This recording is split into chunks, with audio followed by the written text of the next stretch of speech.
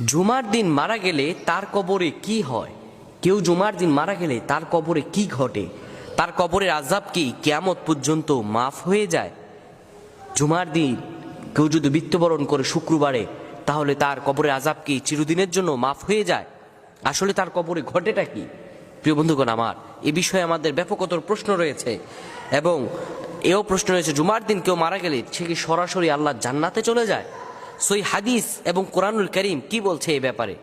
প্রিয় বন্ধুগণ আমার, এই ব্যাপারে অনেকের বিভিন্ন মত রয়েছে জুমার দিনের ব্যাপারে। তাই জুমার দিনের সেই মূল রহস্যটা আজকে উদ্ঘাটন করব ইনশাআল্লাহ। আপনারা যারা শুনছেন সবাই এগুলো সবার কাছে ছড়িয়ে দিবেন এবং শেয়ার করে দিবেন। হে যুবক বন্ধুরা, তোমরা এই ভিডিওটা শেয়ার করে দিবে, এবং যারা দেখছেন ভিডিও হচ্ছে সারা বিশ্বের মানুষ দেখবে, সবাই এই বিষয়টা জানা আশা করছি খুবই গুরুত্বপূর্ণ। প্রিয় বন্ধুগণ আমার, আল্লাহ রাব্বুল আলামিন জুমার দিনের ফজিলত এমন ভাবে পবিত্র কোরআনুল কারীমের মধ্যে দিয়েছেন। জুমার দিনের ফজিলত আল্লাহ রাব্বুল আলামিন সুনিপুণভাবে পবিত্র কোরআনুল কারীমে দিয়েছেন।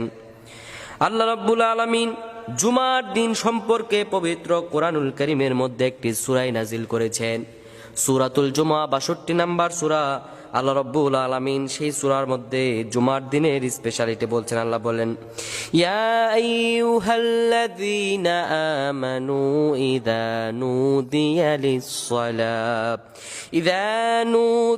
লিস-সালাতি মিন ইয়াউমিল জুমআ ফাসআউ ইলা যিকরিল্লাহি ওয়া দারুল বাই', যালিকুম খায়রুল লাকুম ইন কুনতুম তা'লামুন। জুমার দিনের রহস্য আল্লাহ রাব্বুল আলামিন স্বয়ং বলেছেন। সূরাতুল জুমা 62 নম্বর সূরার 9 নম্বর আয়াতে আল্লাহ রাব্বুল আলামিন আমাদেরকে জানিয়ে দেন, আল্লাহ বলেন, ও হে যারা ঈমান এনেছো, যারা নিজেদেরকে ঈমানদার হিসাবে দাবি করো, যারা নিজেদেরকে ঈমানদার মনে করছো, শোনো। আল্লাহ বলেন, ইযা নুদিয়া লিস-সালাতি মিন ইয়াউমিল জুমআ, যখন তোমাদেরকে জুমার জন্য ডাকা হবে, ফাসআউ ইলা যিকরিল্লাহ, আল্লাহ স্মরণে তোমরা দাবিত হও, ওয়া দারুল বাই', সবকিছু বর্জন করে দাও, যালিকুম খায়রুল লাকুম, এটাই তোমার জন্য উত্তম হবে, ইন কুনতুম তা'লামুন, যদি তুমি জানো।